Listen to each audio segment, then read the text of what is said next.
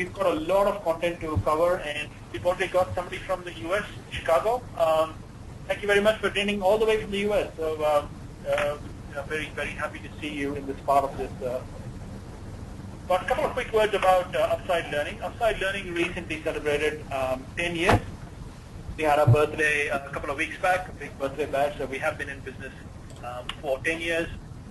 Our head office and our development center is located in India, and we have offices and customers in US, UK, Australia, Middle East, Africa, South America, and Asia. So we've got customers in 13 countries, over 165 clients.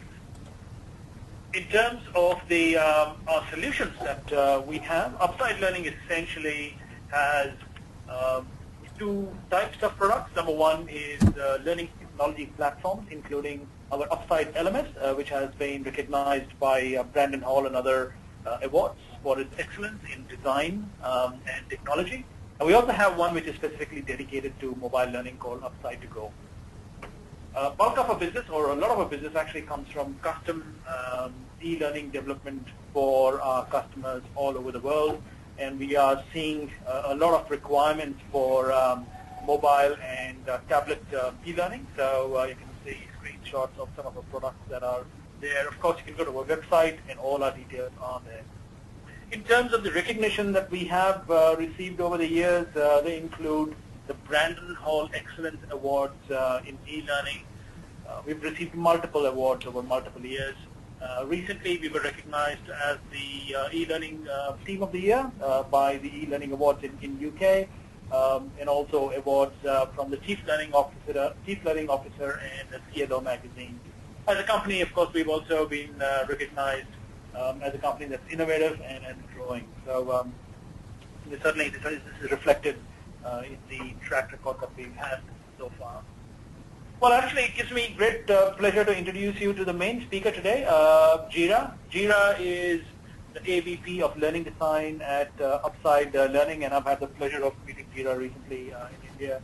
She has a wealth of experience when it comes to instructional design. She's worked on multiple projects globally, and I certainly look forward to inputs from Jira. So, just a quick warning, there is a lot of content that we're going to be covering today, but I do hope that our session is going to be interactive. So there is a question and a QA panel that's available. So feel free to send your questions and comments, opinions through that facility, and I'll be monitoring the back channel. I'll be responding to the queries.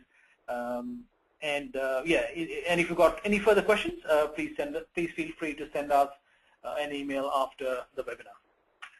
Okay, so let's do a quick poll. I'm going to run a quick poll about the number of devices that you use in your daily life. So the question is, how many devices do you use in a day? 1, 2, 3, or more?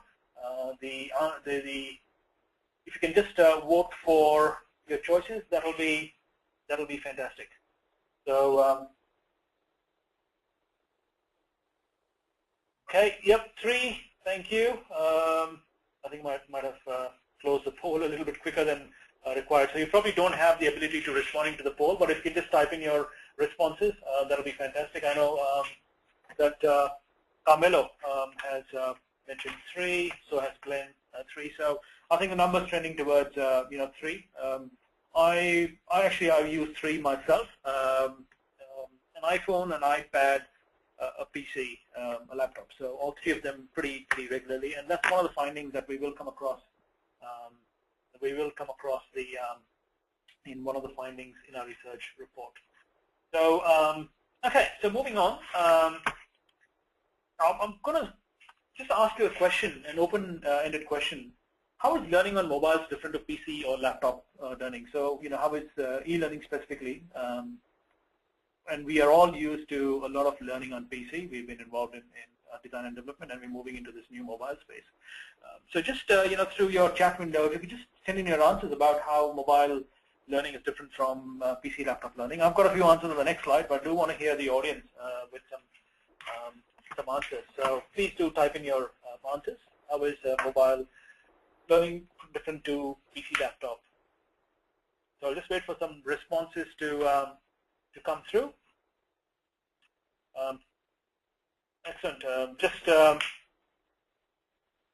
Okay.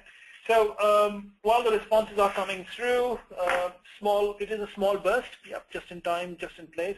That certainly, Bhavin's mentioned that. We've got Ed who says that mobile learning takes place in small snippets. Again, the same theme as Bhavin. That is correct. Yeah, so while we are kind of waiting for more responses, there are more differences, and this is one thing that we've realized with the work that we are doing around mobile devices is that it's quite dramatically different in the way that we design e-learning for mobile devices versus PC. Okay, so let's look at some of the differences. Right. Number one is touch. Right. So in mobile learning, actually pretty much the only input is touch. Right. While on PC we've got the mouse to move around and even the keyboard. But certainly it's touch which is the king in terms of interaction with the mobile learning. So that has a big implication on learning design, which Jira is going to cover a little bit later. I've got some feedback from Christopher. Says that mobiles need to be brief content and may not be crowded with content, otherwise learning is too hard. And that's absolutely absolutely correct in terms of not packing too much content on the screens. The other one that I want to talk about is the context. Right, so the way that we use devices kind of depends upon the context we are in. And what I mean by context is you've got some stats at the bottom of the screen, which says that this is for tablets. So if you look at the statistics about usage of tablets, 40% hold it horizontal, and which is landscape, and about 59.9% is portrait. 84% are right-handed users for tablets, and 15.8 is left-handed, which means that in terms of placing your content on a tablet e-learning screen, it needs that to take into consideration, right? That most people are right-handed, so just in terms of the placement of critical content or buttons, that has a big implication. The other one is smartphones. They've done some analysis. Is held on the move, so it is held in your hand while you're moving. Tablets on the other while you're kind of sitting, and the tablet is on your desk or on your lap. Right? So this is some key considerations for designing e-learning, something that we usually don't take into consideration while we're designing for PC, because you assume that person will be sitting at the desk and moving the mouse. But the other thing which is quite important to remember is that mobile features could also be incorporated or embedded within the mobile learning course that you're developing. So we're talking about cameras, we're talking about geolocation. It opens up a huge amount of possibilities in terms of what can be included. So there's some very, very clever apps and some very clever features on the smartphone and tablets, which can be potentially incorporated into our course, online course, and that may substantially look different from the PC course. So you can see there's a lot more flexibility and richness. With that, of course, comes complication, and also the design needs to be very well thought out.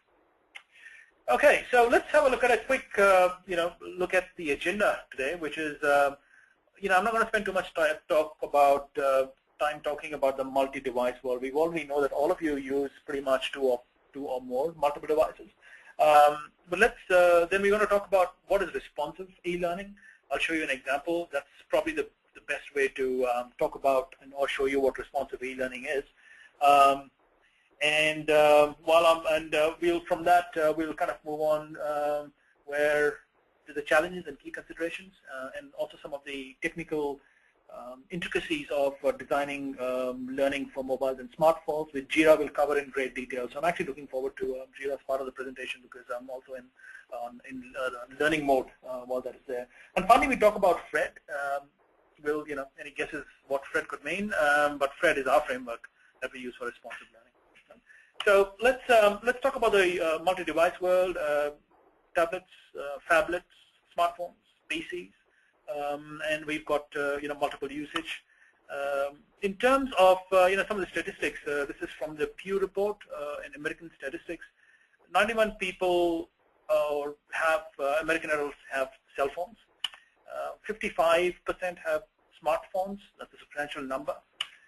42% have tablets. That's again a very substantial number, and it has had an explosive growth in the past 3 to 4 years. And only 25% use only mobile to access the internet, that is the only way they access the internet is through the mobile tablets or smartphones, right? So not PCs. So that's quite an interesting statistics. You can see that there is a lot of granularity in terms of the use of mobile. This slide is actually we've borrowed from Google, and I'm going to send you the link to this. There's also a link on the screen. They commissioned a report about the use of multiple devices in our world. And essentially what they say is that for people who've got multiple devices like all of us, the device that we choose to use at a particular time is often driven by our context. So context could be, where am I? What is the connectivity? What kind of work do I need to do? For example, PCs is what you do when you want to be productive. You use smartphones when you want to be connected, and you use tablets when you want to be entertained. This is again from the research in terms of themes that emerge. And quite frankly, we kind of use multiple devices for the same activity. So we might switch from a smartphone, I need more details about this, go to the PC and spend time on the same piece of information that we were accessing on our smartphone. So it kind of depends upon the amount of time we have. So if I've got 1 minute, I'm not going to fire up my PC and connect. I'm going to look it up on my iPad if it's got 3G connection, or probably just look up the smartphone. The goals that we want to accomplish, if I have to sit down and do a serious piece of thinking and write a blog, I'll do it on a PC, not on a smartphone. Our location is important, so if you're on the move, it's going to be a smartphone and sometimes tablet. And also our attitude and state of mind. So, personally, I'm extremely lazy. Switching on the TV, I actually watch most of my TV now on my tablet. So it also depends on the attitude and state of mind. But when I get serious, and sometimes I do switch to my PC where all my serious work is done. So just a comment from Ed saying not only does learning content needs to be fluid, but student activities need to be mobile friendly as well, and certainly that is the case. Thanks, Ed, for that. So talked about people moving from different devices. So 90% use multiple screens sequentially to accomplish a task over time. Right? So same task. For example, I was booking my tickets yesterday. I did some. Looked up the flights on my tablet, but when I had to go and put my credit card details, I actually went on the PC because it's a bit fidgety to type in the details on my PC. Or if I'm doing my learning, I love MOOCs, so I access my MOOCs on PC. When I've got a lot of time, I access my courses, MOOC courses, which are downloaded on my tablet while I'm in the train, and also on my smartphone when I've got a bit of time. So the statistics do that 98% move between devices on that same day. So what is responsive? So the best way to show you is an example. So I'm just going to share my screen very quickly. So hopefully you can see the screen, which is basically an online course we've built using the responsive framework. And as you can see, at this point in time, it looks like a regular, online course. But let me start the course, and let's see what happens when I start resizing the screen. Right? So now this is a PC kind of a configuration. What happens if the same screen I make it into a tablet? Right? You can see that it's you will see in a second. There you go. That the content is shrunk to fit into a tablet dimension. Right? Now what happens if I do the same thing for a smartphone kind of a dimension? Right? You can see that again the content's moved and it's changed to fit that screen. While this is interesting, let's move on to the other screen. Okay, so here's the first page. It's loading. You should be able to see something very soon. I'm going to. There's an audio that's there. So you've got these 4 pieces of content on the screen. What happens? And just notice how it looks now and how it's going to change once I decrease the dimensions. Do you see how it's changed? The orientation of the content has changed from horizontal to vertical.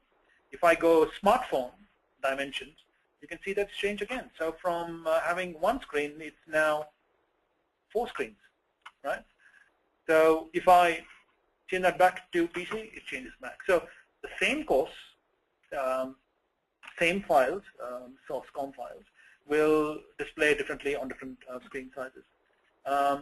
The other thing that we're quite proud is that we've actually built accessibility in features into our framework, responsive framework. So if you see on your screen coming up very soon is that the users are able to change the accessibility requirements. We've actually done some more work after this, so there's actually more features. But the text size, the text color, the content, the hover, the title, for example, the title I can change to, black, and you can see that the screen's gone. Some of the words have gone black or green.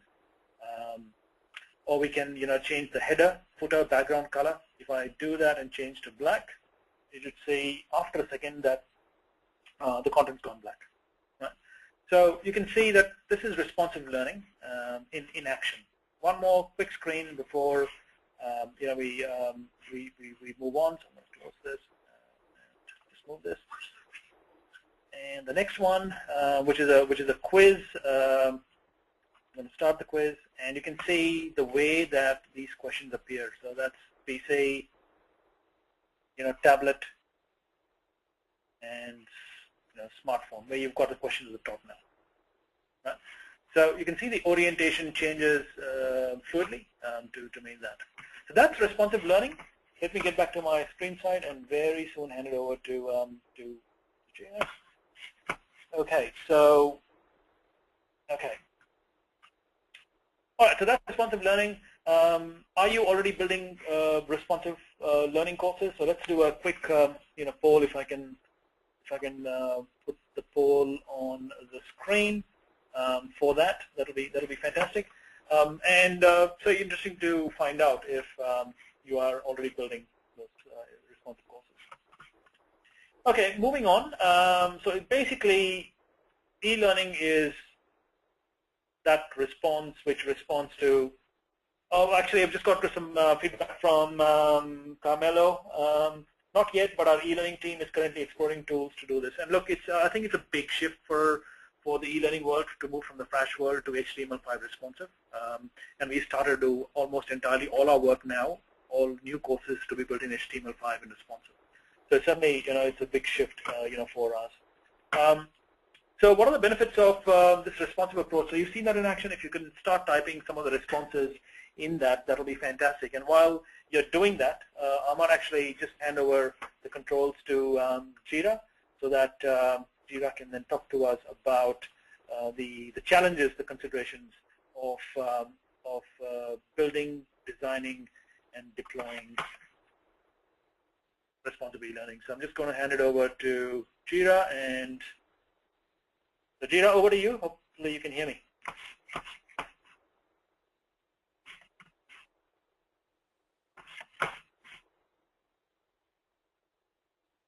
So while Jira is coming online, easy readability from Evan. Yes, that's true.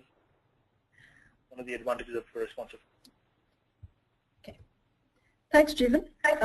Just to check, can you see my screen? Yes, we can. Okay, good. Right. Well, thank you for the introduction to responsive design and also to responsive e-learning. So what we thought we'd do next was share our teething pains with you so far with responsive e-learning. So as Jeevan mentioned, we have been working on our own in-house framework, which we've christened FRED, standing for Framework for Responsive E-Learning Development. And as we've been working on this, we have of course encountered many challenges along the way, and we've had to search for solutions, try to find solutions, and in doing so we have then come across or identified several key considerations that we needed to take into account while constructing our framework. So what we wanted to do today was to share some of those with you in terms of aspects that you could possibly consider when it comes to responsive e-learning. So we're going to look at those under 4 headings or 4 groupings: browser, operating system and device combinations, usability, content display and treatment, and also a quick look at the development process. So the first challenge, quite simply, was the sheer number of combinations that you could have. It's as if the minute you hear the word responsive, it's as if there's an expectation that it should work on every possible device and combination and configuration out there. So yes, there will definitely be a wide range of combinations and configurations, but nevertheless it was still important for us to try to narrow down to some specific devices and configurations that we knew we wanted to target, at least in terms of the primary devices and configurations. And that's important because learners are going to view the e-learning through browsers. So in that case, if there are so many out there, how do we know which browser they are actually using or which device they are actually using to access our e-learning? Well, we get that information through something which is called a user agent string, because every browser which is running on the device sends information about itself and also about the device on which it's running to identify itself to the network. And that information is contained in something which is called a user agent string. So each user agent string is going to be unique or different. And that's why we needed to know. That's why we needed to identify our primary devices so that we knew what are these user agent strings that we need to try and capture. And once captured, then it's also important to see what we needed to do differently. Again, a lot of browsers available, a lot of versions. And the challenge sometimes is to display content in the same way or in a similar manner and achieve the same behavior across all the browsers, or at least as many as possible, or whichever figure in your primary targets. And the problem here was that some browsers would interpret and display or render content in a slightly different manner. So as developers then, one is to know, to capture what is that combination, what is that configuration on which your learner is viewing your e-learning, and then also to know where will such inconsistencies come in, where could things be different, and where then do I need to code differently or code conditionally in order to handle these differences. So a very simple example here, a quick example, to display a box with a border around it. Safari and Chrome you need to prefix with WebKit, and if it's a Mozilla browser, then you need to prefix with MOZ. Or for some browsers, you don't need to prefix anything at all. So essentially, the same thing you want to achieve. But on different browsers, to achieve the same thing, you have to code then 3 separate lines of code. You have to check conditionally. So yes, that's something that we realized was important, that we needed to check and take care of, depending on what we were targeting. And that's not the end then. So once we were done with all that, the other question obviously is, well, we think we've taken care of it, but does it work? So here's another example. On the left is IE7, and on the right was, I think it was Mozilla 25 or 26. So you can see that there are four rectangular, 1 white pane and 3 translucent panes. Now in the screenshot on the left, they're obviously misaligned. So they're cutting the content, they're bifurcating the text, and they're also sort of overflowing on the right-hand side. So one is it doesn't look nice, it looks untidy. There's obviously an error in that visually. And the second thing is it just so happened on this screen that these rectangles, rectangular shapes, were hotspots. So we wanted to have an interactivity through which learners could access different sections of the content. So section 1, 2, 3, and 4. Now, because of this misalignment, the interactivity, also the behavior, didn't work properly. So, yes, it's important then testing becomes equally important. And what we found that testing responsive e-learning, it takes longer, it was more complex and more intricate. And again, for one of the reasons being simply the sheer number of permutation combinations that needed to be checked. So of course, the more the effort, the more the time, it became a little bit of a costlier activity. And testing can also sometimes be costlier from the point of view of using actual devices, actual physical devices, at least primary devices. So we did try some simulators, and yes, they can be useful for things maybe like text alignment, content alignment. However, they may not always give 100% accurate results, and there may also be some things that you cannot test. So a touch device, how will you test a gesture? You might be able to test the functionality of a gesture by replicating it through a click interactivity on a simulator. but you can never get that tactile experience of a touch interaction through a simulator. So that's why we decided to go in for actual devices and actual configurations for all our primary targeted configurations when we did our testing. Another option also in terms of identifying primary devices could be to look at those that are most popular, or your audience, which is the largest volume then of devices that they are using. Another challenge that we encountered, which was again specific to the number of combinations and browsers, had to do with the lower versions and lower versions of Internet Explorer. So IE6, well, should be dead, so to speak, and IE7 and IE8, the usage is also declining. Nevertheless, we find that we still continue to get a lot of requirements for supporting Internet Explorer 8. And this could also perhaps relate to the fact that responsive e-learning is still perhaps relatively young and sometimes seen as an extension of desktop learning. So, we want to create some training, we want to create some e-learning that runs on a desktop. It should also run on a tablet. And yeah, let's also have it run on a smartphone. But then that desktop still remains as a primary target. So we chose to target IE8 because we see that as long as the desktop remains a target browser, we think that IE8 would continue to be one of the target browsers. Now the question or the problem here is that IE8 doesn't support HTML5 elements. So that is the browser that is detected. We also needed to ensure that we had alternative treatments and solutions or fallbacks that we defined for such cases. So one thing that we did is we ended up using a mix of HTML4 and HTML5. So 4 allowed us to target both the lower versions, and 5 then, wherever supported, allow us to target the higher versions of browsers. Additionally, we also decided to put in a system check, something like this, where we said, well, these are the minimum specifications. And how we chose to handle it was to say that if your system doesn't meet those minimum requirements, then we won't allow you to proceed. Another option we could have decided was to simply give a warning message or an informative message to say that, well, you're not meeting system requirements, you're not meeting the ideal requirements, and therefore it may happen that you have a suboptimal viewing experience. So yes, you can take either approach in such cases. We also decided to take advantage of HTML5 properties on supported browsers. So for example, we have a carousel template.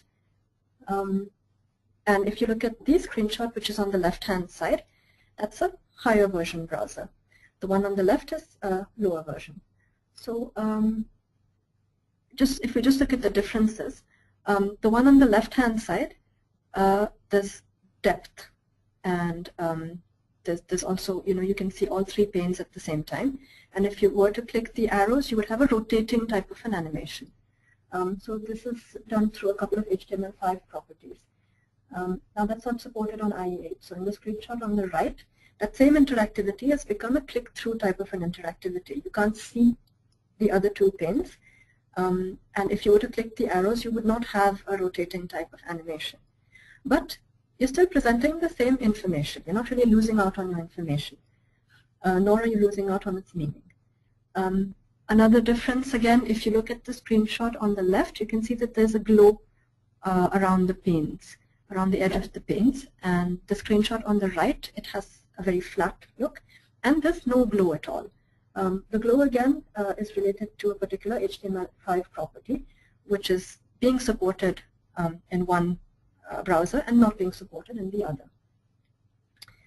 We also designed then our templates with Flash as a fallback for playing videos and audios in lower browser versions.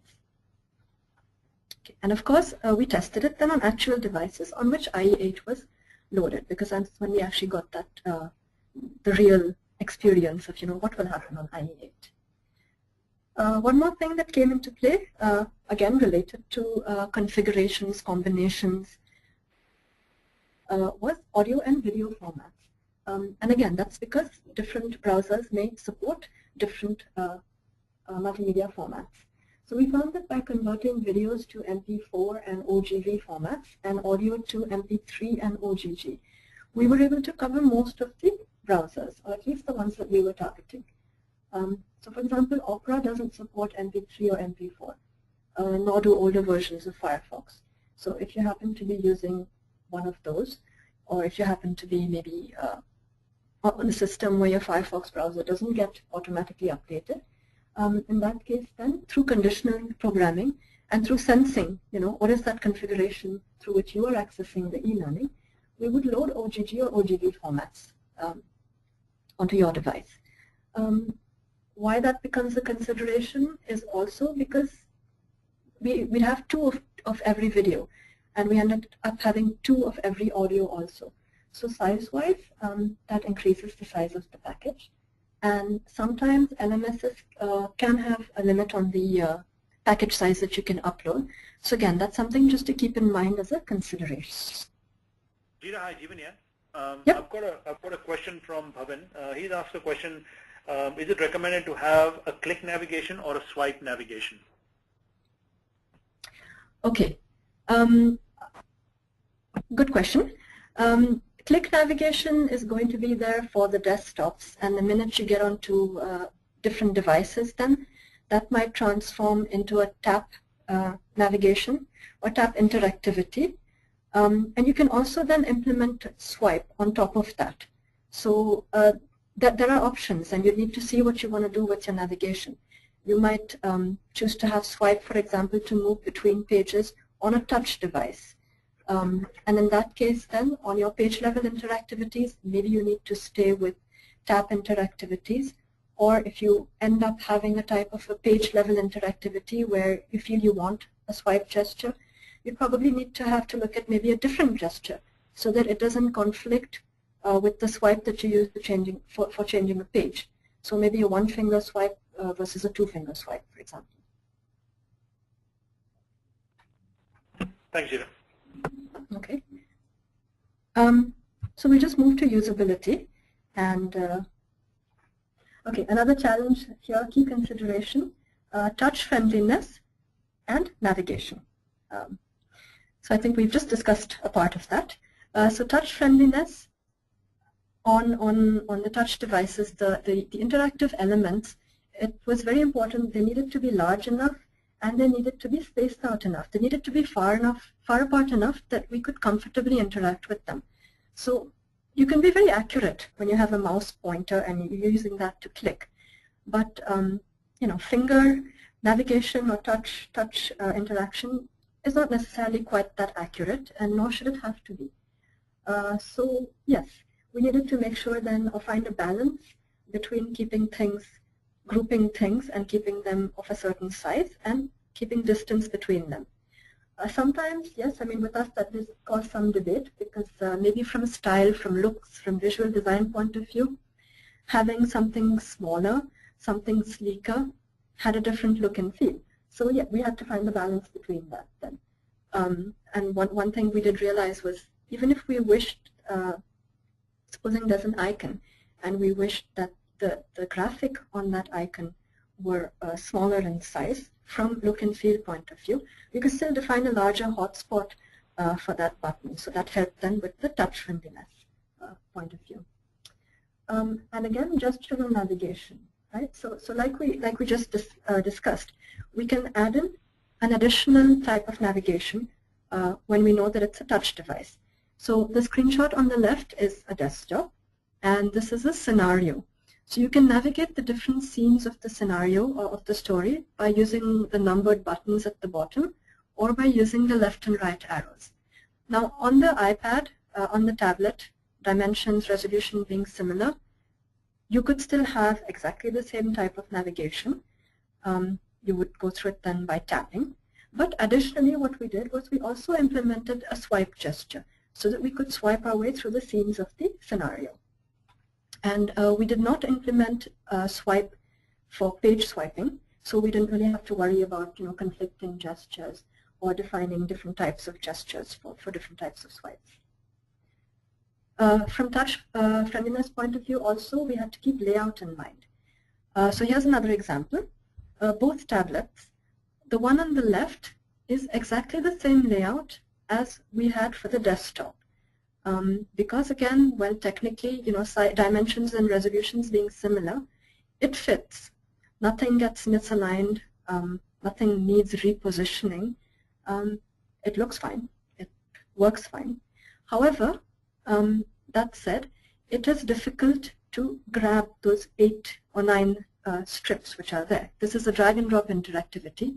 You need to get a hold of those 8 strips in the bottom half of the screen and drag and drop them into the gray holders on the top. So we realized, when we were actually looking at this on the tablets and trying it, that it wasn't so easy to get a hold of those green strips.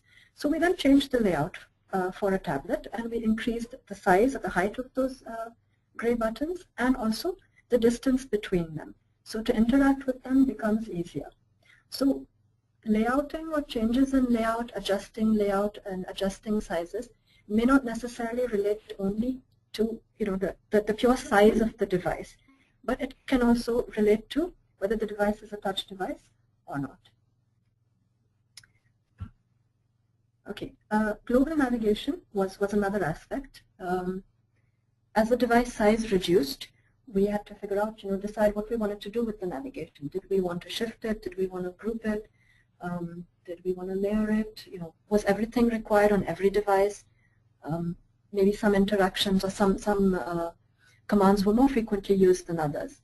So what we ended up doing then was to have a responsive menu and have certain controls which were displayed or hidden depending on the type of the device. So for example here, desktop menu at the bottom and everything available at the first for iPad in portrait mode.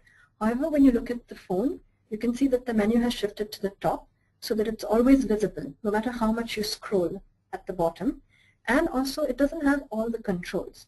So we grouped the controls and we layered them, and we kept at the first layer or at the first level, we kept those that we felt would be most frequently used. Here you can see on the right-hand side, the rightmost side, you can see the second layer, the second level of navigation. So there were some global commands like maybe transcript or glossary that we felt could be grouped and available at a second level because they're not quite so commonly used. Okay, because of mouse and touch-based interaction, what we realized, in terms of responsive e-learning, was that we also needed to pay special attention to instructions. And there were 3 ways that we saw that we could go about that.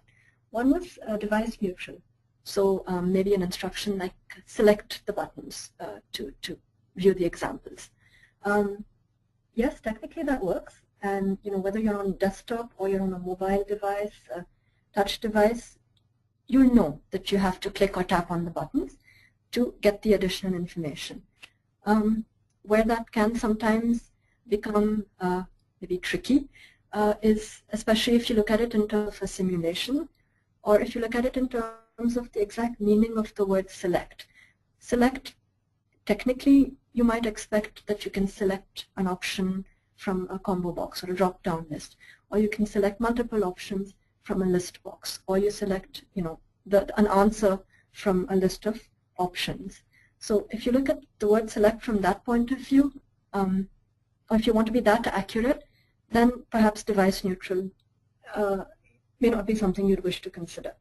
So another option then could be to have device appropriate instructions. So click if you're on a desktop, and tap if you're on a touch device.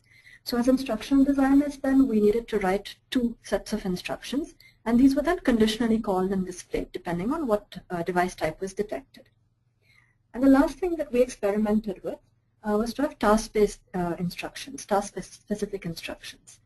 So for example here, there's obviously a button, and I think it's quite recognizable as a play button to view maybe a video or an animation. So rather than necessarily saying click the play button or tap the play button, we said, well, what do we want you to do? We want you to watch the video to learn about whatever is contained in that video.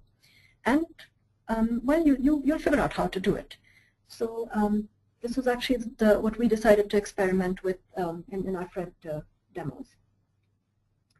One last point that came up regarding usability was text readability. So we found text size, of course, is going to vary based on device resolution. So the higher the resolution, the smaller the text can appear. What we found was that a font size of 16 worked well on all the devices and configurations that we were targeting. So we sort of put all the devices next to each other, and we looked. Yes, it's readable on all of them, comfortably readable. Another option could have been to adjust text size dynamically and proportionately. And just a quick note here, Jeevan had earlier showed us the accessibility pop-up in the Fred framework. Most mobile devices do have device accessibility settings. And we found that changes made to font size through device settings didn't necessarily affect the font size in our e-learning, which is another reason also why we decided it was important to include these accessibility settings within our e-learning to allow learners to change text size and contrast between text and background colors. Okay, we'll move to content display, the third area that we're going to touch upon.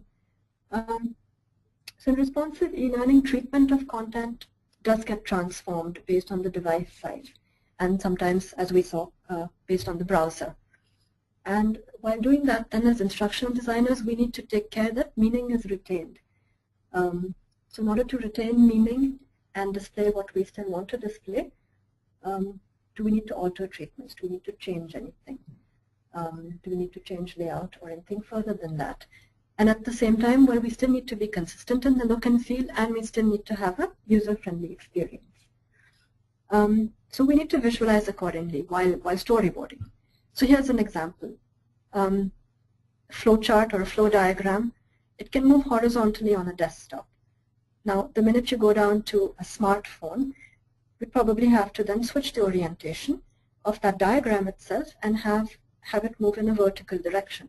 So not only do you have to rearrange your boxes, your steps of your flowchart, you also have to remember to rearrange or to rotate the arrows so that their orientation changes.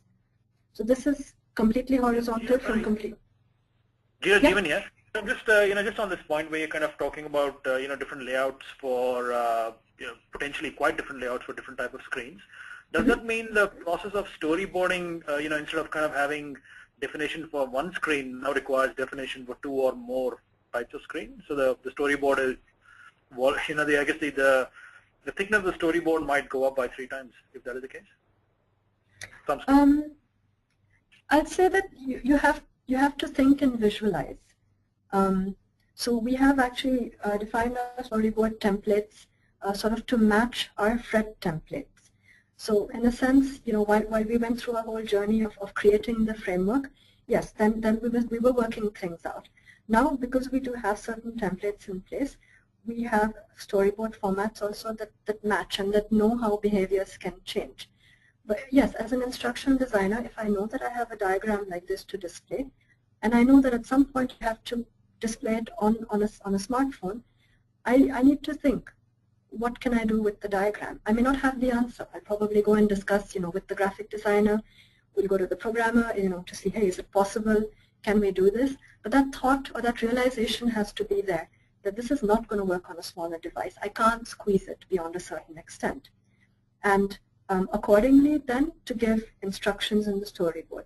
We may not need to storyboard exactly 3 separate pages because your content still remains the same.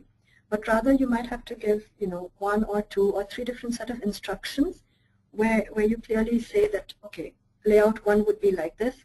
One breakpoint lower, change it, align it, and do this. 1 breakpoint lower, and treat it in this manner.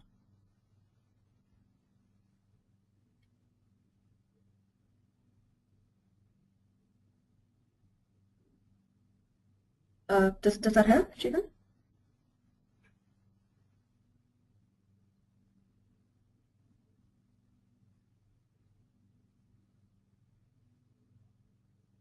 Okay. So same diagram, tablet which would, if a portrait tablet, for example, in between size, it may not necessarily be completely horizontal or completely vertical. You might actually end up 2 steps horizontal with a horizontal arrow. Then after the second step, you would need a vertical arrow, and you would probably put step 3.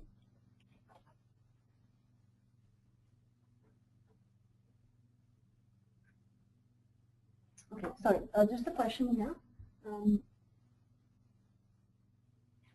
about arranging the layout for the portrait format and locking the orientation to landscape. Again, I mean, difficult, not difficult. A lot of that is also in the programming. You know, from an ID, an instructional designer's point of view, I would say it's the thinking about that, or the realization that this particular piece of content will not work, will not display effectively on a smaller device. So yes, long orientation and saying that, you know, this is going to be viewable on desktops and tablets in landscape view only can be an option. It could be then more adaptive perhaps than responsive, and it also then depends. I mean, if you do want to target a smartphone, you will have to go below the size of even a landscape tablet. So from responsive point of view, it's good to have that flexibility in layouts. Okay, I'll move to another example. Labeling. So we want to point to certain items and say what they are or give their names. Again, you can squeeze this to a certain extent, but then beyond a point, it's going to become readable. So then you have to, you know, remember to rearrange your labels, and equally remember to change the positioning and the orientation of your arrows. Otherwise, you're going to have, you risk having things, you know, pointing to, labels pointing to wrong things, which could be very confusing for the learner. So what we did was we created a set of templates, you know, for content presentation, for questions, and for different types of interactivities. And another point we realized while talking about rearranging content was images, the treatment of images. So again, you know, you can squeeze them to a certain extent. You can reduce their size depending on what is contained in the image and how clearly you need to see what's inside it. If your image perhaps is more supporting and not essential to the core content, maybe you choose to drop the image beyond a certain point. So I'm not going to display that image on the smartphone. And by not displaying it, my learner is not losing out on any content. That's one option. Another option is scaling and cropping in combination. So I'm just going to switch for a moment.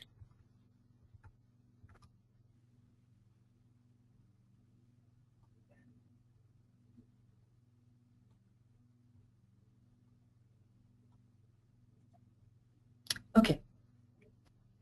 So here you can see the same word cloud that Jeevan was showing us earlier. And you can see the whole cloud. Now, I'm going to start dragging and resizing. So here scaling is happening. So this is getting smaller, but it's exactly the same image still. Now, at a certain point, you see the difference between here and here. You've lost the extreme edges of the cloud on the left and the right side, and at the same time the image itself has become larger because you're going to be on a smaller device here. So from readability point of view, it's become larger. Again, that image, you could keep sort of scaling it, and we're going to lose some more from the edges right there. Right?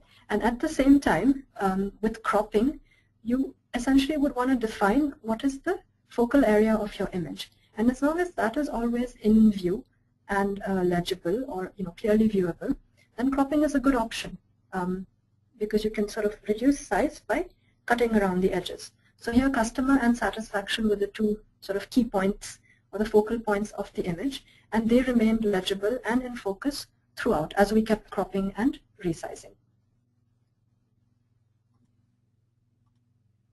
Okay, going back to the presentation here.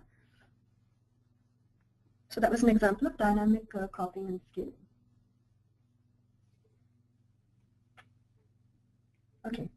We mentioned earlier also about transforming content treatment. So HTML technology, yes, it's used for developing responsive e-learning. It can sometimes restrict treatments, so we needed to consider alternatives. So there were a couple of places where we felt we wanted to have a nice animation. We wanted to tell a story with characters and dialogues and movement, and we didn't want to tell that story through text. We really wanted an audio-visual experience. So yes, not that we couldn't have achieved it with HTML, but what we chose to do, that could have been perhaps more tedious, more time-taking, and may not have allowed exactly the same type of output. So what we chose to do then was to create those particular animations in Flash and then export them as videos, different formats again, since we were targeting different browsers, and call those videos then in the HTML framework. So that's yet another way, depending on the nature of your content, where you feel there has to be an animation. Creating that in Flash and bringing that in as a video also becomes an option.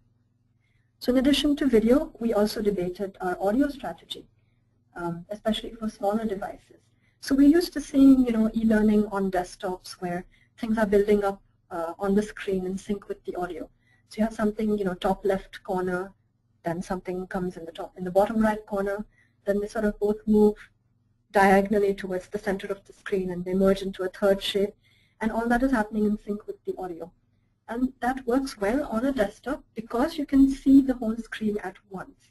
So you get a coherent picture, and your inputs from the visual and the auditory channels are matching each other. So it makes sense. Now, imagine on a smaller device, there's a smaller display area. And if you still want to build up content, so you start maybe at the top of the screen, right? But then there's not enough place. I can't diagonally bottom right may not necessarily work. I might have to build up content below. And at some point, depending on how much content there is, I might actually be building up content in an area of the screen that is not visible because the visible area is smaller.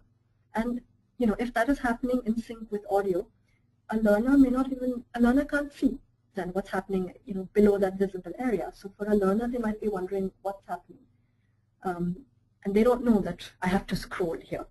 So because of that, what we decided to do was to keep only introductory audio on every page, and the rest would be readable. And again, where we really wanted those closely synced animations, we went in then for Flash videos. So a variety of multimedia components can be used with responsive e-learning.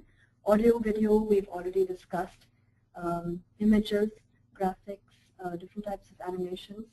Our framework, we designed it to support different types of animations. Sprite animations, which are good for short or looped animations. SVG graphics, SVG animations for short and simple animations.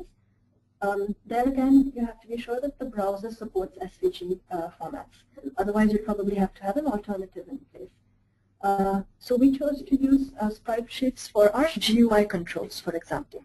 So this is what a sprite sheet looks like for our menu, our GUI. And while, again, related to content display, while transforming content treatment for smaller devices especially, we also had to think about layering. So as you go smaller, yes, you resize, you re-layout, but you may also add layers of interactivity. So because we knew that we would be doing this, we limited the layers of interactivity for the desktop to 1 or 2 layers, so that we could then add on smaller devices. Otherwise, navigation can get rather intricate on smaller devices. So we had then ended up doing 2 levels of chunking on smaller devices. So again, I'll just switch for a moment.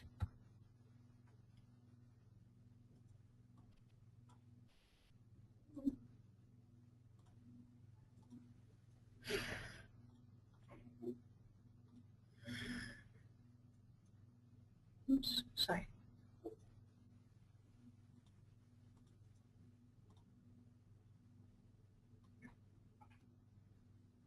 Okay, so here's a desktop view of a page.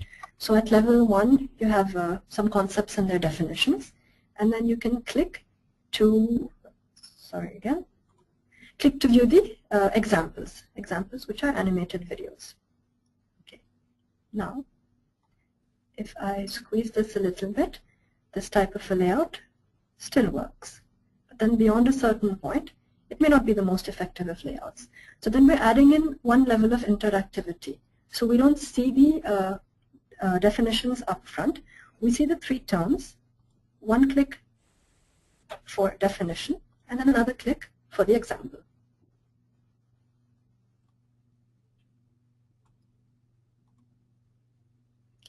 This one we saw earlier. So in this case, we can click through the content using these arrows. On a touch device, we can also swipe through this.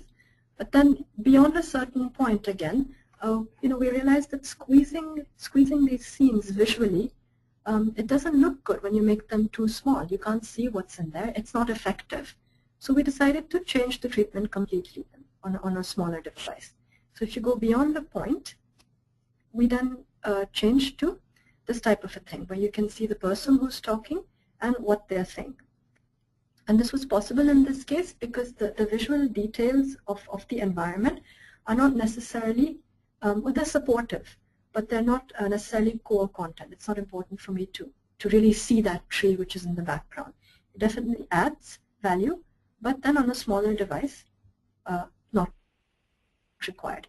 In this case, we could keep it because we have a narration box here, and there's no speech, there's no dialogue box in this particular scene.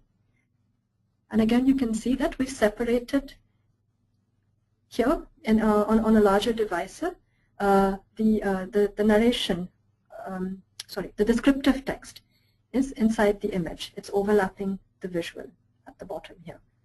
When you go to a smaller device, we've separated that so that textual description is actually outside the image, so that you have also the place for that text to wrap, so that it doesn't, overlap and start overlapping more and more and more over the image.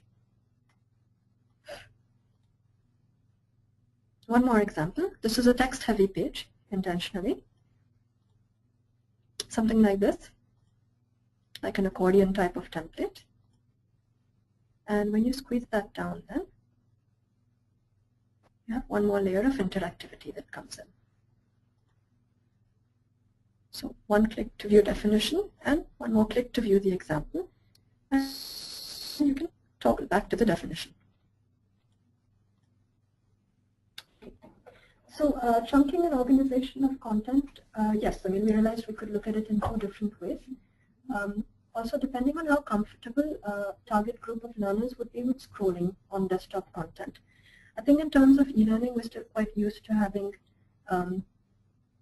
non-scrolling content. We tend to associate scrolling more with websites rather than e-learning. But if target users are comfortable going through desktop content with scrolling, that's also an option then. In which case you would chunk differently, and you may not have that many layers. Okay. Now, this is a question which often comes up in relationship to responsive e-learning, which is, do you have to show everything on every device? And it's an interesting question, much debatable. Depends, of course, on what you want to achieve. But we do think that there are certain types of content which may not be that amenable to smaller devices. For example, application simulations. You need to show those screenshots. And you can't shrink a screenshot to the size of an iPhone. You won't be able to see anything in that screenshot. So then maybe you need to find a different way to handle simulations on smartphones. Perhaps you show, I don't know, only the step list, and you don't necessarily see screenshots. Same thing, complex technical diagrams. Some diagrams, maybe electrical diagrams, technical diagrams, they could be very large, and maybe it's important to see different areas of that diagram in relationship to each other. So you have to see the whole. By just shrinking that down, sure, you can still see the whole, but then it's not readable, it's not clear. So again, maybe that needs to be treated differently, or maybe if that is the nature of your content predominantly, a smartphone may not be the best device to target. Again, stories, scenarios where you need to see the details of the environment. You need to see details of objects in the environment. You need to explore. You need to look at text, which is actually embedded in your visual environment. How much can you squeeze them down, or how much can you crop them? So these are simply, I think, from instructional design point of view, these are just questions to keep in mind. So when we're doing our content analysis, when we're doing our content study, it's important that we try and identify such content where we feel, okay, how well is this really going to work on the smallest of devices that we're targeting? And then accordingly decide what alternative we want or how we want to treat it. And last, I'm going to very quickly touch upon the process. We had a process that was slightly different, we realized.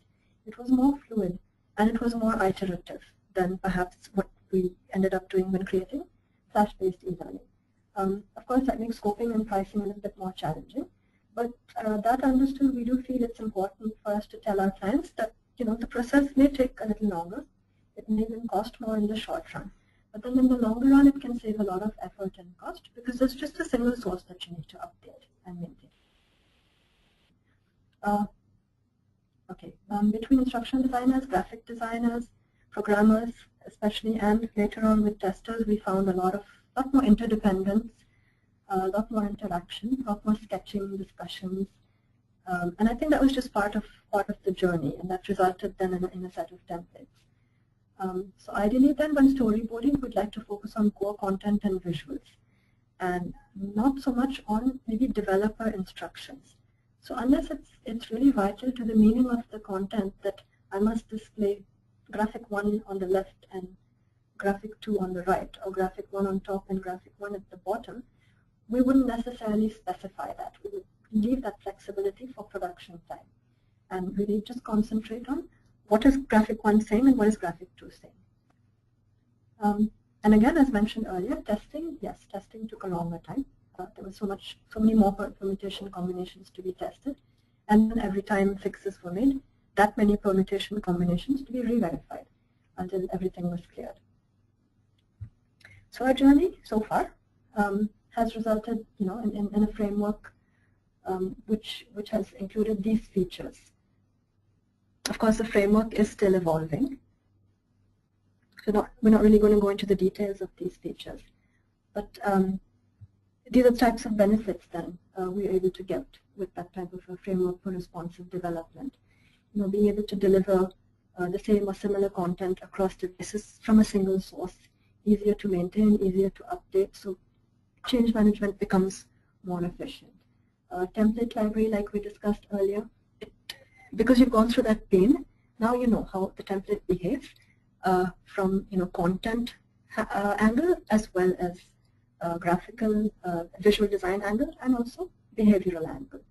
So then it's perhaps easier to have more and more variations on templates and new templates where needed.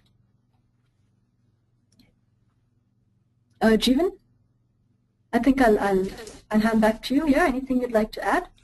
Yeah, no, actually, I think we've just got some questions, which is probably some interesting. Number one is, what are your recommendations in dealing with a large number of valuable educational contents available in PDF? How can we best make PDF more responsive and mobile friendly? I don't know if I know that we've done some work around interactive PDFs, and but I'm not sure, Jira, if you've got any view on interactivity within PDF. I mean, it depends whether you mean keeping that PDF intact or whether we're actually, we don't necessarily need to treat it as a PDF or present it as a PDF. If we're able to extract the content from that PDF and then decide how to handle it. If we actually need it, yeah. Okay. No, that's fine. Ed, I think this is a longer discussion. Please send us an email and we'll kind of respond to that. We certainly have done a lot of work around interactive PDFs. The other one from Ryan, and it's Ryan from AMP, and a very common one actually, and we need to clarify. So sorry, missed the kick there. Is Fred software for creating the courses? And so Fred can be used instead of Storyline or Lectora. So I'm going to hand it over to you, Jira, to answer that question about Fred. Okay. No, Fred is not an authoring tool. Fred is our in-house framework that we've developed so that we can create responsive e-learning for our clients.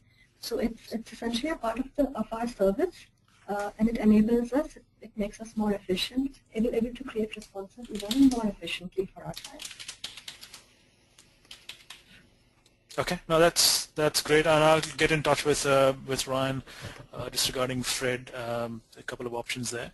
But if there are any more questions, please send them through. Otherwise, I think we've just gone beyond our 16 minutes allocation. But I'm glad all of you stayed because there's some great inputs there from Jira. So look, thank you. Look, we're doing a lot of work in this responsive space. And also HTML5, there's a lot of Flash content that needs to be converted sooner or later, and you know, we've been working on this particular theme for a long time. So thank you very much for attending. If you do have any questions, or if you want to see more of Fred or what we do around responsive, we've got a lot of expertise in our company, so we'll be happy to answer any questions or do any demos required. So I hope you've enjoyed the presentation, and special thanks to Jira and the team at Upside Learning for making their time available, and I think it was quite educational for me, and obviously there's a lot to lot to responsive design impact. It's going to impact the way that we do our storyboarding, the way we do our deployment, design, and also I think Jira, one question that I do want to ask is the adequacy of current or content authoring tools like Lector, Articulate, etc. to churn out responsive learning. My understanding is that to a certain simplicity they can, but beyond that they can't. Even the outputs can need to be tested across different browsers. So I wonder if you've got a view on the state of the current authoring tools to produce responsive learning. I think a lot of the authoring tools, Articulate, Captivate, right now, yes, they do output HTML5 or HTML content. So yes, they can be supported on tablets. However, I'm not sure that translates necessarily into responsive content. So while they do, they will give you output that you can view on your tablet because it's HTML output. It wouldn't be responsive output. Okay, so that's fantastic. So I think this is where we'll finish. Look, Jira and I will stay online. If you got any other questions, please shoot them through. We'll answer. But this is certainly Adobe Edge. Ed, yes, that's work in progress. Certainly promising. But again, watch that space. I'm sure that Adobe Edge has a lot of work to do once their Flash domination finishes. So I'm sure they'll do a good job, but not there as yet completely. So we're kind of just watching that space. But yes, thank you everyone for participating. Thank you, Jira, and this is where we finish. But Jira and I are online if you've got any more questions.